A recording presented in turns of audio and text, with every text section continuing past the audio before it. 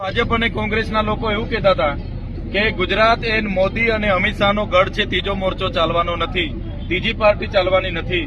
આજે આમ આદમી પાર્ટી પૂરા ગુજરાતમાં દોડે છે અને આમ આદમીને જે પ્રકારે સમર્થન મળ્યું છે એ પ્રકારે તમે જોતા હશો કે આજે ગુજરાતમાં મજબૂત વિપક્ષ તરીકે આમ આદમી પાર્ટી છે. તમે હમણાંના સર્વે પણ જોતા હશો કે બીજા નંબર પર આમ આદમી પાર્ટી છે.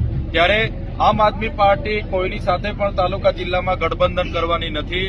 આમ આદમી પાર્ટી આવનારી ચૂંટણીઓ સ્વતંત્ર લડવાની છે અને આમ આદમી પાર્ટી સમગ્ર ગુજરાતની અનેક અમે જે પ્રકારે દાહોદ જિલ્લા પંચાયત છે, નર્મદા જિલ્લા પંચાયત છે, વલસાડ છે, છોટાઉદેપુર છે, પંચમહાલ છે, એમાં અમને પૂરી અપેક્ષાઓ છે કે લોકો અમારી સાથે છે. અમારી જિલ્લા પંચાયતો પણ બનશે.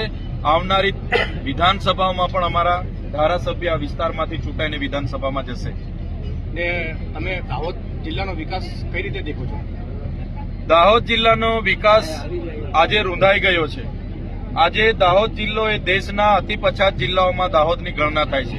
જો એનું સૌથી મોટું કારણ કોઈ હોય તો દાહોદ જિલ્લાના લોકો માટે બનતું બજેટ અહીંના નેતાઓના અને અધિકારીઓના પેટમાં જાય છે, જેના કારણે દાહોદ જિલ્લાનો વિકાસ નથી થયો. જેના કારણે દાહોદ જિલ્લામાં કુપોષણથી પીડાતા બાળકોની સંખ્યા વધારે છે, બેરોજગારોની સંખ્યા વધારે છે, શિક્ષણનું સ્તર નીચે છે, શિક્ષકોની ઘટ છે, ઓરડાઓની ઘટ છે, આંગણવાડીઓની ઘટ છે.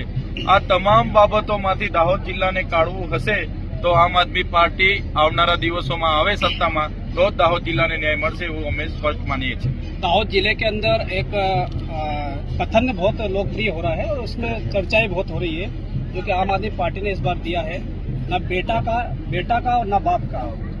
इस बार गुजरात आपका, तो इसके बारे में क्या कहो?